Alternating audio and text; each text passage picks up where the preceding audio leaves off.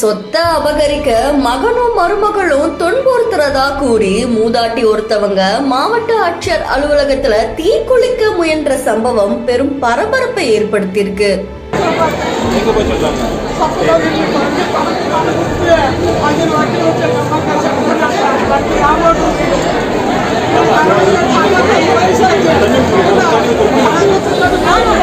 திருப்பூர் மாவட்டம் பாப்பநாயக்கன் பாளையம் பகுதியை சேர்ந்தவங்க தான் சந்திரா. இவங்களுடைய கணவர் முத்துசாமி இறந்த நிலையில அவங்களுடைய மகன் சுரேஷ்குமார் மற்றும் மருமகள் ரூபினி கூட பாப்பநாயக்கன் பாளையத்துல வாழ்ந்துட்டு வந்திருக்காங்க.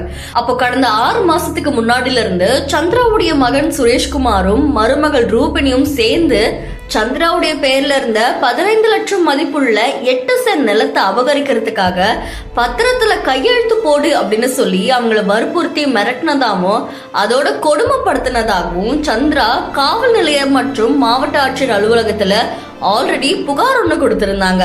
இது வரைக்கும் எந்த நடவடிக்கையும் எடுக்காததால சந்திரா ரொம்பவே மனவேதனைப்பட்டதாகவும் இதுல மகன் மற்றும் மருமகள் தன்னை தொடர்ந்து துன்புறுத்தி வரதால அவங்க மேல கண்டிப்பா நடவடிக்கை எடுக்கணும், எனக்கு பாதுகாப்பு ஏற்படுத்தி தரணும் அப்படின்னு சொல்லி சந்திரா திடீர்னு மாவட்ட ஆட்சியர் அலுவலகத்துல தீக்குளிக்க முயன்ற சம்பவம் பெரும் பரபரப்பை ஏற்படுத்தி இருக்கு.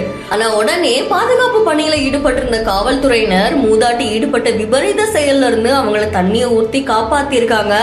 மேலும் அவங்க கிட்ட விசாரிக்கிறதுக்காக கூட்டிட்டு போனதா சொல்லப்படுது.